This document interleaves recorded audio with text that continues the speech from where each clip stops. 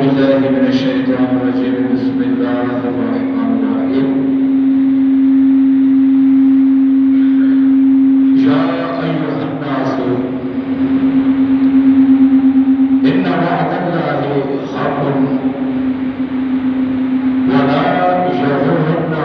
غرور الحياة الدنيا صدق الله العظيم وصدق رسوله النبي الكريم الأمين إن الله وملائكته يصلون على النبي يا أيها الذين آمنوا صلوا عليه وسلموا تسليما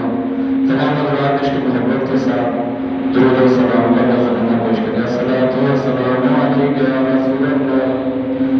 وعلی آلک وصحبک یا حبیب اللہ الصلاۃ والسلام علیک یا نبی اللہ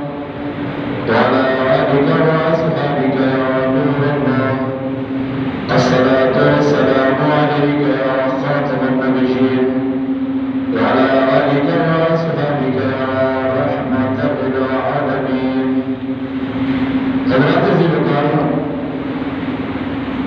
جو آیت مقدسہ میں نے تلاوت کرنے کا شرف حاصل کیا رب تعالیٰ عز و جل قرآن مجید فرقان حمید کے سورہ فاطر میں ارشاد فرماتا آیت نمبر 5 ہے یا ایھا الناس ان وعد اللہ حق ولا یغرنکم الحیاۃ الدنیا اے لوگوں اللہ تبارک و تعالیٰ کا وعدہ حق ہے یعنی سچ ہے یہ دنیا کی حیاتی جو ہے یہ تمہیں دھوکے میں نہ ڈال دے یہ لگنا تھا وہ سب اپنے دنیا کی زندگی تمہیں کسی دھوکے میں نہ ڈال دے تو اگر فی زمانہ دیکھا جائے دنیا کی حیاتی نے ہمیں دھوکے میں ڈال دیا ہم سمجھتے ہیں کہ صرف دنیا ہی سب کچھ ہے آخرت اور دنیا سے چلے جانے کے بعد کچھ بھی نہیں ہے تو محترم اسلامی بھائی وہ ایسا نہیں ہے اس دنیا میں نہ کوئی ہمیشہ رہا ہے اور نہ کوئی رہے گا ایک دن ہر ایک نے یہاں سے جانا ہے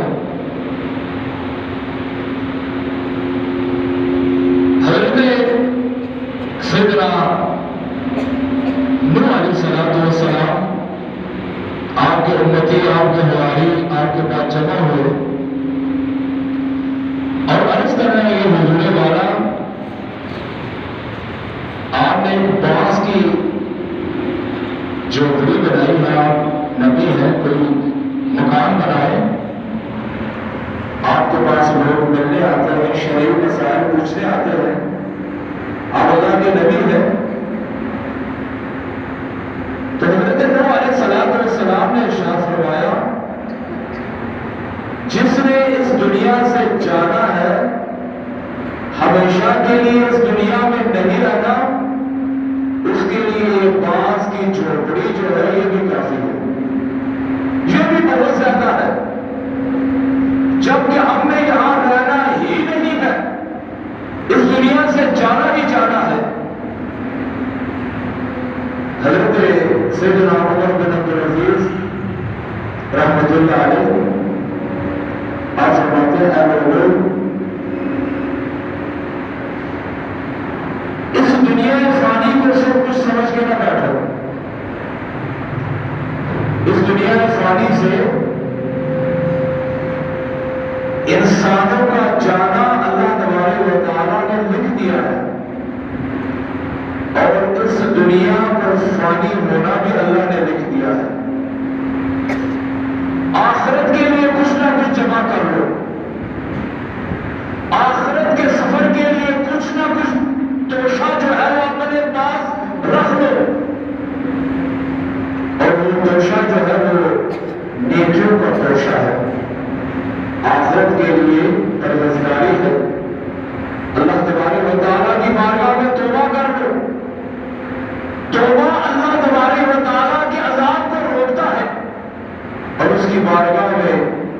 خریداری کر کے کچھ نہ کچھ نیکیاں اس دنیا فانی سے لے جاؤ، اور جتنا تم نے دنیا میں رہنا ہے اتنی دنیا کے لیے محنت کرو، کوشش کرو، اور جتنا عرصہ قبر آخرت کا ہے اتنی قبر آخرت کی بھی تیاری کرو۔ لیکن یہ بدنصیب انسان ایسا دنیا کے معاملات میں مستغرق اور مست ہو چکا ہے، اس کو پتہ ہی نہیں کہ آخرت ہے کیا میں نے مرنا بھی ہے۔ اور یاد رکھیے میرے اسلامی بھائیوں، حضور نبی کریم علیہ السلام نے دنیا اور آخرت کی مثال دیتے ہوئے صحابہ کرام سے ارشاد فرمایا، میرے صحابہ تم دنیا اور آخرت کو کیا سمجھتے ہو؟ دنیا کیا ہے؟ آخرت کیا ہے؟ یا رسول اللہ صلی اللہ علیہ وسلم، آپ بہتر جانتے ہیں،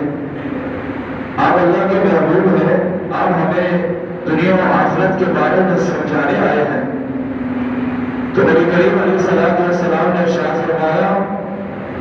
اگر تم سمندر کے اندر اپنی انگلی کو ڈالو، باہر نکالو، جو پانی انگلی کے ساتھ لگا ہوا ہے وہ دنیا ہے اور پورا سمندر آخرت ہے۔ ہم نے پورے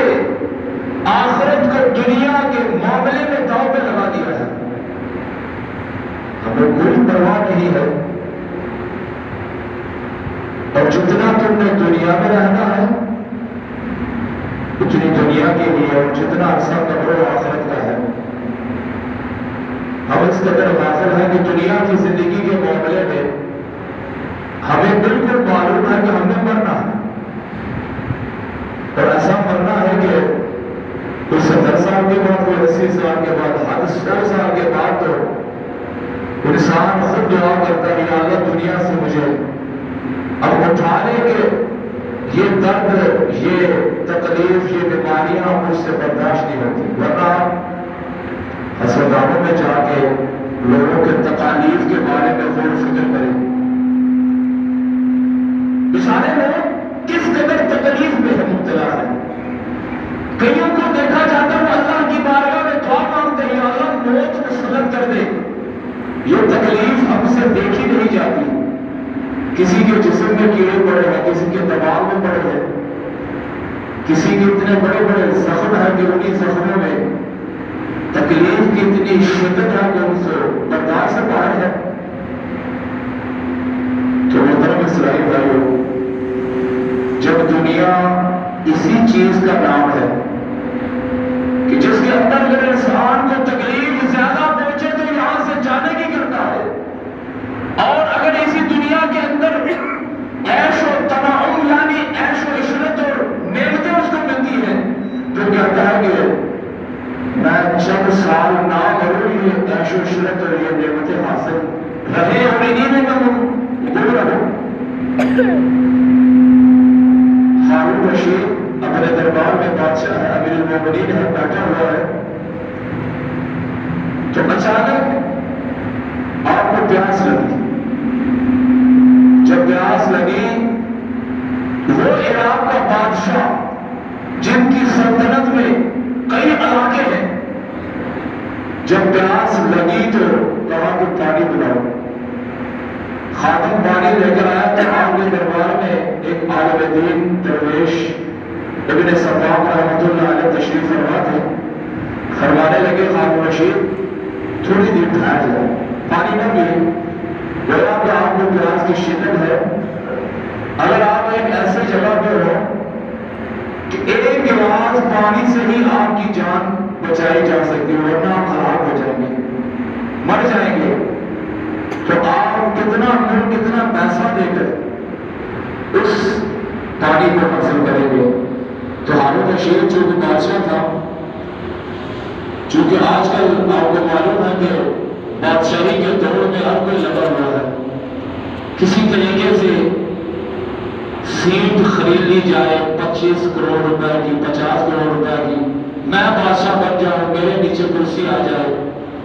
میں اس طرح ہر چیز حاصل کر لوں، میں وزیر اعظم بن جاؤں،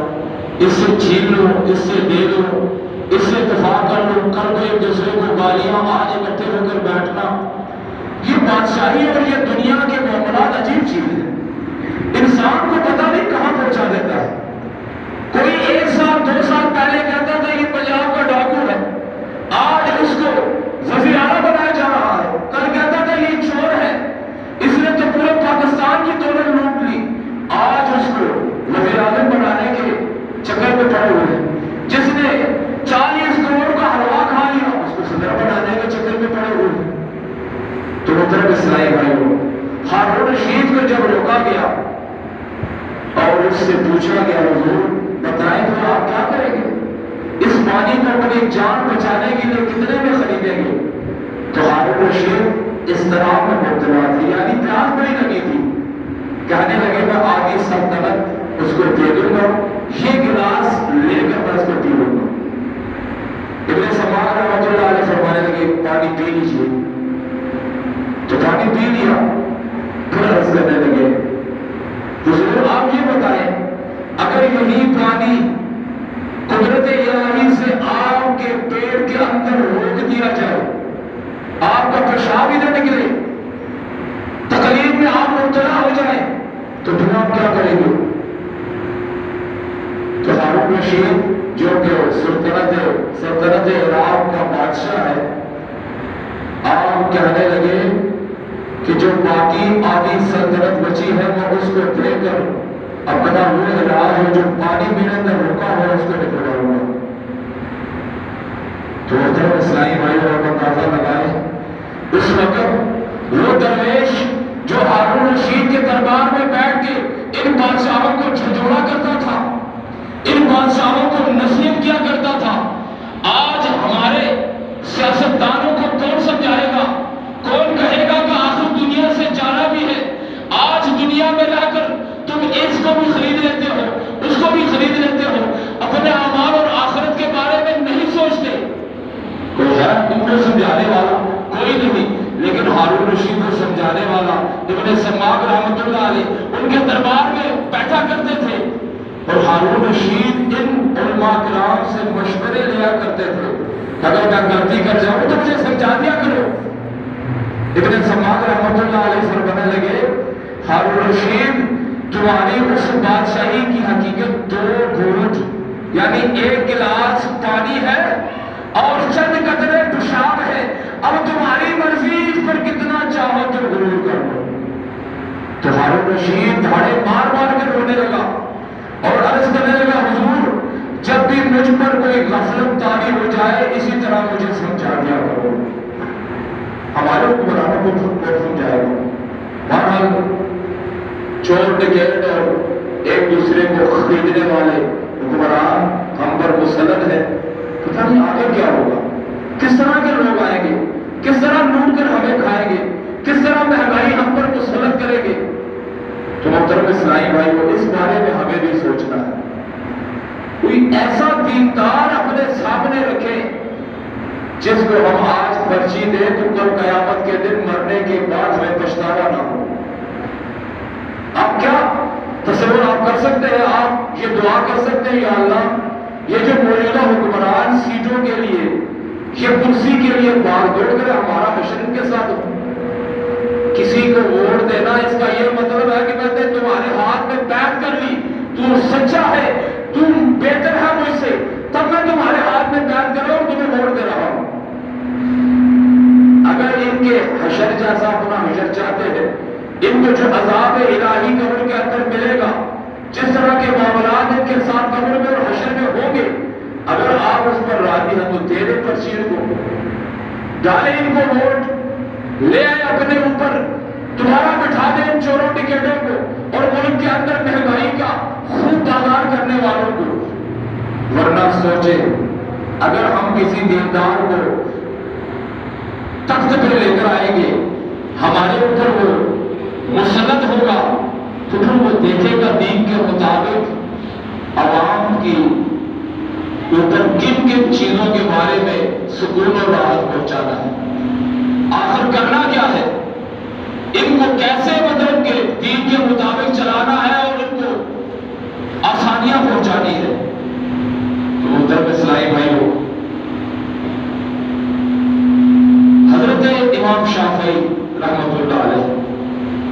ایک مرتبہ بیان فرما رہے تھے،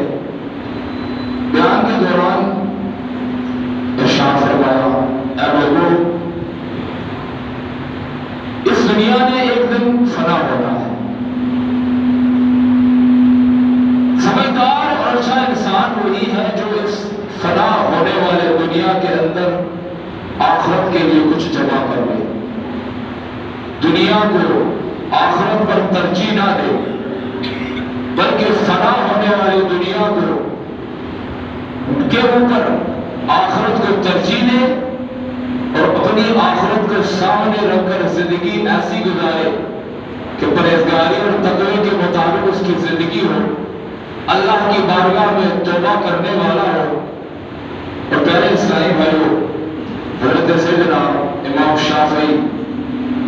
رحمۃ اللہ علیہ مزید ارشاد فرماتے ہیں، اے لوگوں، یہ دنیا پھسلنے کی جگہ ہے، اور اس دنیا میں جب انسان پھسل جاتا ہے تو وہ ذلیل خوار ہوتا ہے۔ جب وہ ذلیل خوار ہوتا ہے تو پھر سمجھتا نہیں کہ وہ نیکی اس کے لیے کتنی ضروری ہے، نیکیاں کر رہا کہ اور برائی کر رہا۔ تو اسی طرح حضرت عثمان غنی رضی اللہ تعالیٰ عنہ آپ ارشاد فرماتے ہیں، لوگوں، اس دنیا میں فانی میں رہ کر اپنی آخرت کو بھول نہ جانا، اپنی آخرت کے لیے اسی دنیا کے اندر نیکیاں کما لینا۔ اللہ تبارک و تعالیٰ نے تجھے دنیا میں اس لیے نہیں بھیجا کہ تم دنیا کے ہو کر رہ جاؤ، بلکہ تجھے تو اللہ تبارک و تعالیٰ نے اسی لیے بھیجا ہے کہ اس دنیا فانی میں رہ کر آخرت کے لیے نیکیاں جمع کرو، آخرت کے لیے جوشا، اس سفر کے لیے کچھ سادے راہ دنیا کے اندر جمع کر لو۔ یہ نہ ہو کہ جب تمہارا آخری وقت آئے اور تم ہاتھ مرتے رہ جاؤ لیکن اس وقت تمہیں کوئی فائدہ نہ ہو۔ اپنی زندگی کو غنیمت جان لینا اور اس زندگی کو غنیمت جان کر اس کے اندر کچھ نہ کچھ آخرت کے لیے جمع کر لینا، ورنہ جب انسان کا آخری وقت آتا ہے انسان سوچتا ہوگا، اے کاش میں نے کوئی نماز قضا نہ کی ہوتی، اے کاش میں نے کوئی روزہ نہ چھوڑا ہوتا۔ اب روزے سے مجھے یاد آیا، ہم سمجھتے تھے کہ یہ دنیا دار لوگ بھی رمضان مبارک کی بے حرمتی کرتے ہیں، کوئی معاشرہ، کوئی اپنے آپ کو مولوی کہلانے والا یا دیکھنے میں مولوی لگنے والا رمضان مبارک کی بے حرمتی نہیں کرتا ہوگا، لیکن آج ہم نے دیکھ لیا معاشرہ، باپ بھی معاشرہ، بیٹا بھی معاشرہ، لیکن رمضان مبارک کی ایسی بے حرمتی، باپ باہر بیٹھا ہوا ہے دکان کے، اتنی گاڑی، بیٹا اندر ڈال کے دے رہا اور بٹھا کے کھلا رہا۔ یقین جانا عجیب محسوس ہو اور ہمارا دل جو ہے وہ خون کے آنسو ہوا۔ یا اللہ، کیا برائے نام اور لوگوں کو دکھانے کے لیے انہوں نے گاڑیاں رکھی ہیں؟ یہ علامہ فہامہ لگنے والے کر کیا رہے ہیں؟ شرم کے مارے میرا سر نیچے ہو گیا، چونکہ داڑھی کا تعلق ہم مولویوں کے ساتھ ہے زیادہ تر، تو سریعام اور اتنی بے باکی کے ساتھ اس رمضان مبارک کی بے حرمتی ہو رہی ہے، ہو سکتا ہے کہ پچھلے سال اتنی نہ ہوئی ہو جو اس سال ہو رہی ہے۔ اور یہ ہمارے مسلمان کہلانے والے جو مولویوں پہ ہر بات پہ مولوی ہاں جی کرتے ہیں، جنہیں مولوی تو ہوتے ہیں جنہیں اپنے گریبان میں جھانک کے نہیں دیکھتے، لوگوں تجھے نماز پڑھنے کی توفیق نہیں، روزہ رکھنے کی توفیق نہیں، 11 مہینے تو نے رب تعالیٰ کی نعمتیں کھائی، آج ایک مہینہ اگر تیرے ایمان کے امتحان کا آ گیا ہے تو اس امتحان میں سراسر حتمی طور پر اور بالکل ناکام نظر آتا ہے. ذرا برابر گرمی دیکھی، کیا یہی مسلمانی اسلام ہے تمہارے نزدیک کہ تم ایک مہینہ بھی اپنے نفس پر گرا گزرنا برداشت نہ کر سکو، 5 وقت کی نماز ہی نہ پڑھ سکو، پھر تم سے مطلب کہ یہ امید رکھی جائے کہ اسلام تم سے پھر کام لے گا؟ یہ کبھی بھی ہم سوچ بھی نہیں سکتے. جو اسلام کے احکامات پہ عمل نہیں کرتا کہ وہ اسلام کے کام آئے گا. جو گھر میں بیٹھ کے، جو فیکٹری میں بیٹھ کے اسلام پر عمل نہیں کرتا، نمازوں کی توفیق نہیں، نیکی کی توفیق نہیں، برائی ان سے جتنے مرضی کروا لو، شرابیں ان سے پلوا لو، ان سے زنا کروا لو، ان سے بدنگاہی کروا لو، لوگوں کی ماں بہنوں کے اوپر ان کی نظر ہوتی ہے، لوگوں کے مالوں کے اوپر ان کی نظر، لیکن اگر نہیں آتے تو دین کی طرف نہیں آتے، اگر نہیں آتے تو نمازوں کی طرف نہیں آتے، اگر نہیں آتے تو رمضان مبارک کے اس بابرکت مہینے کی حرمت اور اس کی حرمت پامال نہ کرنے کی طرف نہیں آتے. ایسے صحت مند لوگوں کو دیکھا جاتا ہے، نعوذ باللہ من ذالک، یہیں سے ہمارے سامنے سے گزرتے ہیں، ہمارے سامنے دکانوں میں بیٹھ کے کھاتے پیتے ہیں. کیا وجہ جی؟ کارڈ ہے. کیا یہ عذر قبر کے اندر پیش کر سکو گے؟ اللہ کی بارگاہ میں تمہارا یہ عذر چلے گا کہ یا اللہ میں کام کیا کرتا تھا اسی لیے میں روزے نہیں رکھ سکا؟ کام کرنے والے ہم تمہیں دکھاتے ہیں، ان مشینوں میں کھڑے ہونے والے ہم تمہیں دکھاتے ہیں کہ وہ لوگ اس دنیا فانی کو فانی سمجھتے ہوئے بدستور کام بھی کرتے ہیں اور روزے بھی رکھتے ہیں، الحمدللہ، اور 5 وقت کی نماز بھی پڑھتے ہیں. محترم اسلامی بھائیوں، کسی ہندو نے کیا خوب لکھا ہے اپنی کتاب کے اندر، وہ کہتا ہے کہ مجھے تو شک ہے کہ رمضان مبارک کا خدا مسلمانوں کا بڑا غصے والا، یہ بھاگ بھاگ کے مسجد کے اندر ہر تو دیکھو کہ کام کاج کو چھوڑ کے مسجدیں کھچا کھچ بن جاتی ہے. کہیں تمہارا خدا رمضان کا اور تو نہیں ہے، اور 11 مہینے والا کوئی اور خدا تو نہیں؟ چونکہ وہ زیادہ خداؤں کو مانتے ہیں اسی لیے اس کے ذہن میں یہ بات تھی. تو کسی حد تک اپنے مطابق وہ سچا ہے کہ ہم رمضان والوں کو ایسے بھاگ بھاگ کے مسجدوں کی رونق کو دوبالا کرتے ہیں کہ یہ معاملہ دیدنی ہوتا ہے، یعنی دیکھنے کے قابل ہوتا ہے، دل خوش ہوتا ہے، ایمان تازہ ہوتا ہے. لیکن جو ہی رمضان مبارک کا مہینہ ختم ہوا، 11 مہینے مسجدیں ایسی ٹھنڈی جیسے مطلب کہ فریج اور اے سی کی طرح، پھر ڈھونڈنے سے بھی کوئی نمازی ملتا ہے اور نہ ہی کوئی مسجد پہ آنے والا ملتا ہے. ایسے محسوس ہوتا ہے کہ لوگ اکثر اپنی آخرت کو، اپنی قبر کو، اپنے اعمال کو، اپنے دیگر معاملات کو بھولے بیٹھے ہیں. ان کو یاد ہی نہیں کہ میں نے مرنا ہے. ایک جگہ پہ میں ختم پڑھنے کے لیے گیا تو 1 ہفتے یا 2 ہفتے کے بعد یہاں ایک نمازی ہمارا آتا ہے، نماز پڑھنے کے لیے آیا، ہاتھ میں لایا اور مجھے کہنے لگا آپ کو قاری صاحب یاد ہے جب آپ نے ختم پڑھا تو ساتھ ایک ثنا خان بیٹھا ہوا تھا جس نے نعت بھی پڑھی، ذکر بھی کیا؟ میں نے کہا ہاں جی. کہتا ہے جی وہ کل فوت ہو گیا. کل وہ فوت ہو گیا. صحت مند، بالکل سامنے نعت پڑھ رہا تھا، ذکر الہی کر رہا تھا اور کہہ رہا تھا آپ بھی پڑھے جی، یہ مطلب کہ 40 کا ختم ہے اسی لیے آپ کو بھی ثواب ملے گا. 1 ہفتے کے بعد جب وہ لڑکا میرے پاس آیا، کہتا ہے جی وہ بابا جی جو بیٹھے ہوئے تھے اتنے معلوم بھی نہیں تھے، صحیح بالکل حالت صحت مند، دیکھنے کو ایسے لگتے تھے جیسے کہ مجھ سے بھی صحت مند، لیکن کیا ہوا؟ وہ کہنے لگا جی وہ فوت ہو گیا. تو محترم اسلامی بھائیوں، ہمارا بھی پتہ نہیں، یقین اپنی موت کا کسی کو بھی نہیں ہے، اسی لیے اپنی آخرت کو سامنے رکھیں. دنیا میں جتنی دیر آپ ہے انشاءاللہ جو کچھ اللہ تبارک و تعالیٰ نے آپ کے نصیب میں، میرے نصیب میں لکھا ہوا ہمیں مل کے رہے گا، چاہے ہم جتنی مرضی دوڑ مار کر دیں. کہتا اللہ تبارک و تعالیٰ کا دیا ہوا رزق یا مقرر کرتا ہوا رزق یا جو اللہ نے نصیب میں لکھا ہے کسی بندے کے، وہ بندے کو ایسے ڈھونڈتا ہے جیسے موت انسان کو ڈھونڈتی ہے، جہاں بھی ہو انسان موت اس کو پہنچ جاتی ہے، اس کے نصیب میں رزق جہاں بھی ہو اس کو پہنچ کے رہتا ہے۔ جب رزق پہنچ کے رہتا ہے تو پھر اس کے لیے پریشان کیوں ہو؟ کیوں دین کو چھوڑتے ہو؟ کیوں اپنے عمل کو برباد کرتے ہو؟ کیوں روزے کی بے حرمتی کرتے ہو؟ کیوں نمازوں کو چھوڑتے ہو؟ کیوں دنیا کے ہو کے رہ گئے ہو؟ یار آخرت کے لیے کچھ صلح کے معاملات بھی ہوتے ہیں، کوئی ایسے عمل بھی جمع کر لو کہ اللہ کی بارگاہ میں اس کو پیش کر سکو۔